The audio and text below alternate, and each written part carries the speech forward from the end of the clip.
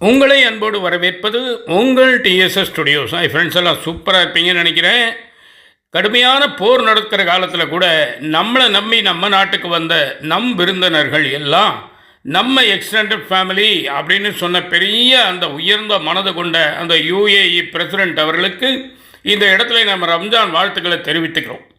அவருக்கு ஒரு பெரிய சலாம் போட்டுட்டு இன்னைய நிகழ்ச்சிக்கு நாம் போகிறோம். கோவையைச் சேர்ந்த அகவை முதிர்ந்த தமிழறிஞர் சேவை செம்மல் கவி ஹாரூன் அவர்கள் ரம்ஜானை வரவேற்போம் என்ற பெயரிலே ஒரு அருமையான கவிதை ஏற்றியிருக்கிறார்கள்.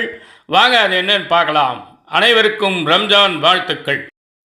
ரம்ஜானை வரவேற்போம், புனித ரம்ஜானை வரவேற்று மகிழ்வோம், புத்தாடை அணிந்து கொண்டாடுவோம், நோன்பிருக்க நியத் செய்வோம், நோன்பிருக்க நியத் செய்வோம், நோன்பின் மாண்பை உணர்த்திடுவோம், நோன்பின் மாண்பை உணர்த்திடுவோம், 5 வேளையும் தொழுதிடுவோம், ஐஸ்வர்யம் பெற்று மகிழ்ந்திடுவோம், 5 வேளையும் தொழுதிடுவோம், ஐஸ்வர்யம் பெற்று மகிழ்ந்திடுவோம், நபி வழியில் நாம் பயணித்திடுவோம், நன்மைகள் பெற்று உயர்ந்திடுவோம், நன்மைகள் பெற்று உயர்ந்திடுவோம், கலிமாவை தினமும் சொல்லிடுவோம், கஃபரின் வேதனையை வென்றிடுவோம், கலிமாவை தினமும் சொல்லிடுவோம், கஃபரின் வேதனையை வென்றிடுவோம், சகோதரத்துவத்தை காத்திடுவோம், சகோதரத்துவத்தை காத்திடுவோம், சமாதானம் நிலைக்க உழைத்திடுவோம்,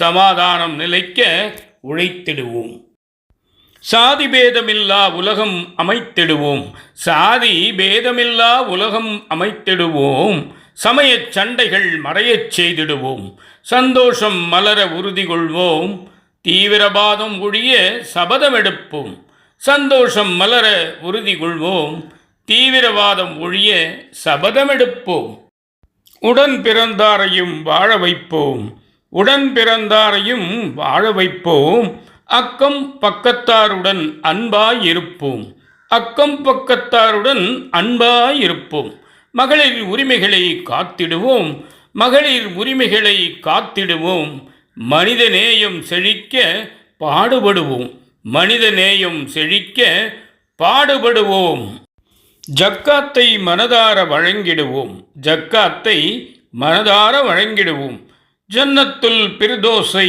அடைந்திடுவோம், அல்லாவின் நற்கருணையை பெற்றிடுவோம், அல்லாவின் நற்கருணையை பெற்றிடுவோம், அகிலத்தில் அமைதியை காத்திடுவோம், அகிலத்தில் அமைதியை காத்திடுவோம் என கவிஞர் ஹாரூன் அவர்கள் எழுதிய அருமையான கவிதையை கேட்டீர்கள். இதில் ஜக்காத் அப்படிங்கிறது தானம் கொடுக்கறதுன்னு சொல்லுவாங்க.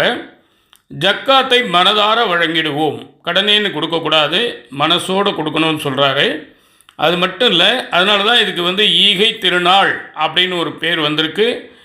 தாராளமாக இல்லாதவங்களுக்கு கொடுக்கறது தான் அந்த ஈகை திருநாளுடைய தத்துவம். அது எப்படி வேணால் இருக்கலாம், என்ன வேணால் இருக்கலாம். பொண்ணை வைக்கிற இடத்துல பூ வைன்னு சொல்கிற மாதிரி ஒரு சின்ன பொருளாக கூட இருக்கலாம், ஆனால் மனசோடு கொடுக்கணுங்கிறது தான் அதில் முக்கியம். நன்றி கவி ஹாரூன் அவர்களே. மீண்டும் சந்திப்போம். நன்றி, வணக்கம்.